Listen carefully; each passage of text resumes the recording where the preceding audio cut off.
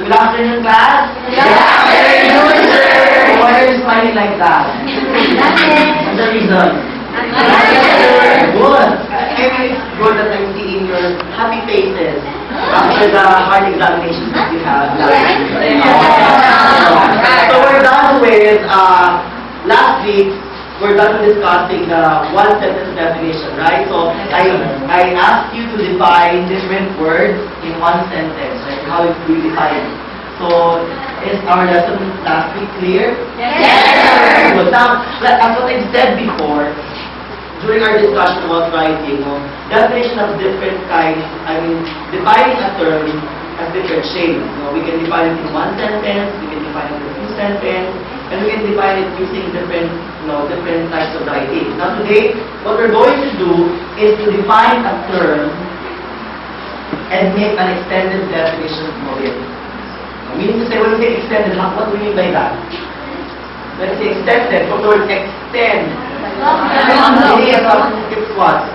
It's longer than the one sentence definition. Right? So it's a longer one, which means it's a more comprehensive type of definition. Okay? Now I have here a word, and I would like you to define it. Okay?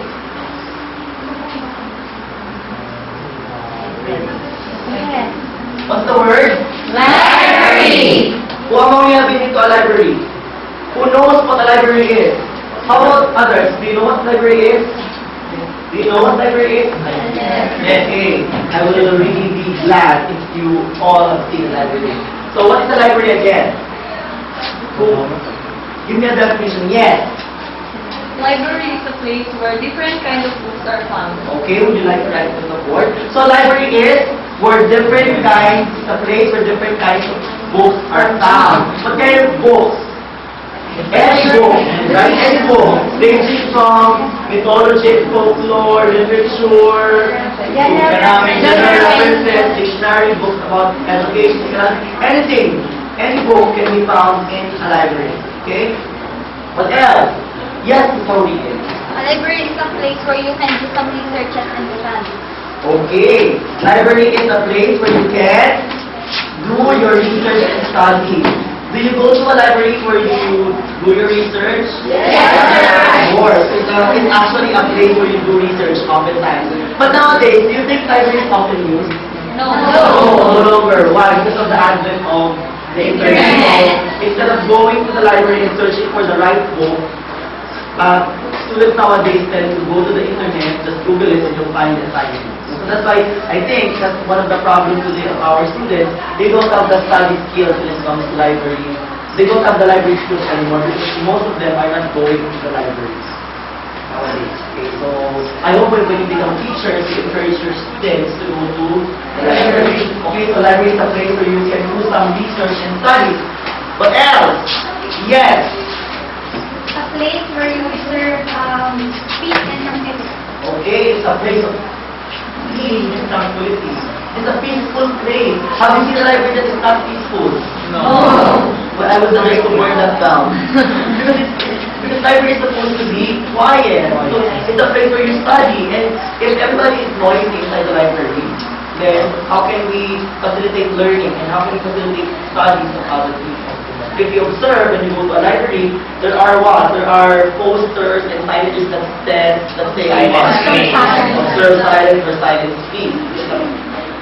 That is one of the things that you should keep in your mind when entering a library. Who else? Yes. Library is an extension of the classroom. Okay, it is an extension of the classroom. Very good. Why is it an extension of the classroom? Why is it an extension of the classroom? Because our teachers give assignments that should no longer be done inside the classroom, and instead you go to the library. So it's actually an extension of the classroom. Because remember that students, that learning does not end in the four walls of the classroom. You have to go to other sources, and one of the good place for study is a library, right? Next, what else? Yes, Mr. Juliet. Library is a place where different educational materials are found. Okay, different educational materials are found, like what? Computer. Yeah, so we have books. When a book is also there, all of the books are in the library. What else? Math. Charts. Multimedia. Periodical, magazines, newspapers. So basically, it's a learning resource. Okay, learning resource. In Lasal, we call our library as the Learning Commons. We don't call it actually library, but we call it Learning Commons. So it's a different type of name. Who else? Who else does this? Yes.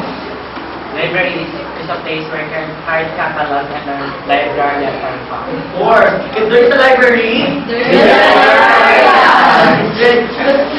What do librarians do? Monitor. Of course, they monitor the borrowing and the reservation of books, and they are also they are the ones who classify books accordingly. So they are the ones who are knowledgeable about that. That's why we have special course for librarians. So if you want to be a librarian, just take a Bachelor of Science in Library Science and take a licensure examination for a librarian, and then you'll be a librarian. Because you know, abroad, librarians are actually in demand. No? Even in the United States, because very few of their people are taking library science. So there are a lot of libraries, there are a lot of schools, they need a librarian. I think one of our teachers before here is a librarian already in Singapore. The one I replaced here, the place I am supposed to, the person who I'm supposed to replace here is actually now a librarian in Singapore. Okay?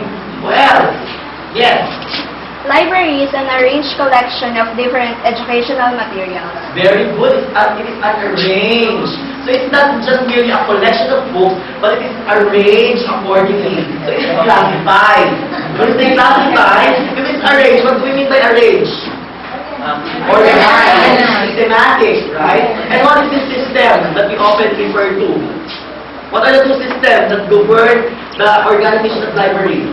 We have the Dewey Decimal System and the Library of Congress System. So these are the two systems that govern the organization of the library. So I think we have enough, right? So we have now enough. Now, what I would like you to do, class, so let's just wait for your classmate to finish her answer. So there are plenty. So there are a place of tranquility, a different place where education leaders are found, etc. Okay? You're left-handed here. That's why, you know, for us left-handed, it's really difficult to write with this kinds of board. Because if you look at my writing, I don't actually touch the board because it will be erased, no? I will writing it and then it will be erased here. So we have now, how many definitions do we have? 7! Now what I would like you to do is compress these 7 into a one single extended definition of a library. Can you do that? Yes, sir. I'm giving you probably 10 minutes. Yes, sir. You get one half sheet of pad paper.